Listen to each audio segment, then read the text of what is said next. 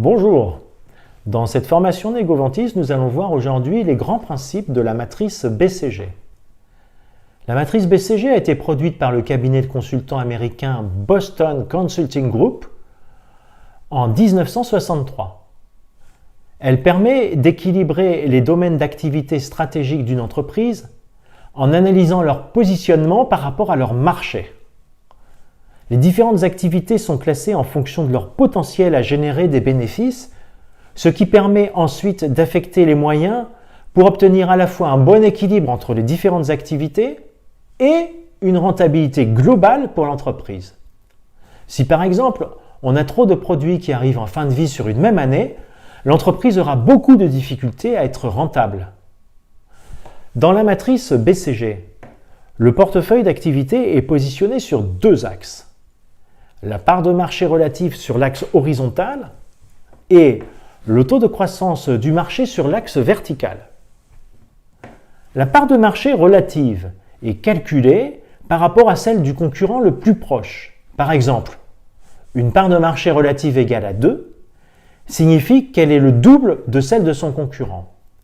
L'hypothèse est ici que plus on vend, plus on produit, avec des économies d'échelle, et donc plus on est rentable. Le taux de croissance du marché, quant à lui, permet tout simplement de repérer le potentiel du marché et donc là où il serait rentable d'investir. En croisant ces deux axes, on classe les activités en 4 types. Les vaches à lait, les dilemmes ou enfants à problème, les stars, qu'on peut encore traduire par étoiles ou vedettes, et enfin les pois morts ou canards boiteux. Une vache à lait est leader sur son marché avec une part de marché élevée et sur un marché à faible croissance.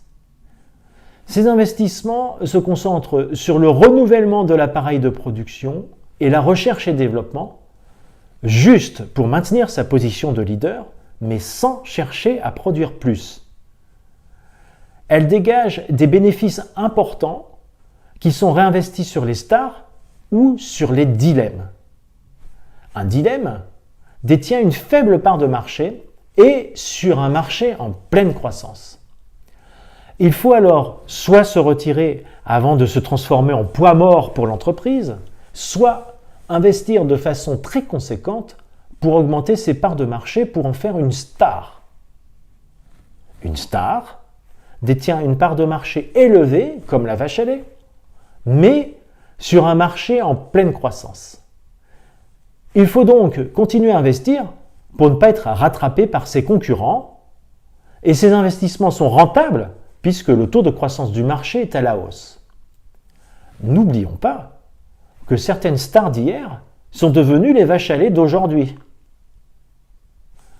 Un poids mort, maintenant, détient une part de marché restreinte et sur marché en faible croissance.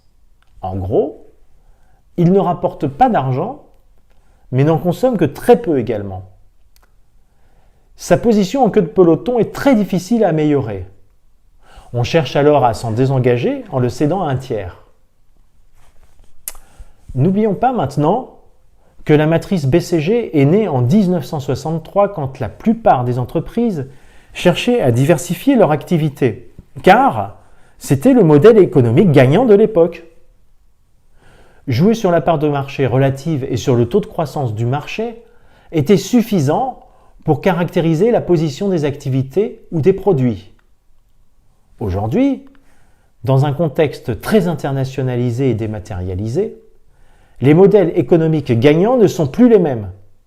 Pour preuve, bon nombre d'entreprises, dont les entreprises de luxe par exemple, ont pris la décision de revenir à leur cœur de métier au lieu de se diversifier et en développant une stratégie de marque forte. J'espère que cette vidéo vous a été utile et je vous invite maintenant à faire les exercices en ligne pour pouvoir valider vos connaissances sur la matrice BCG. À bientôt!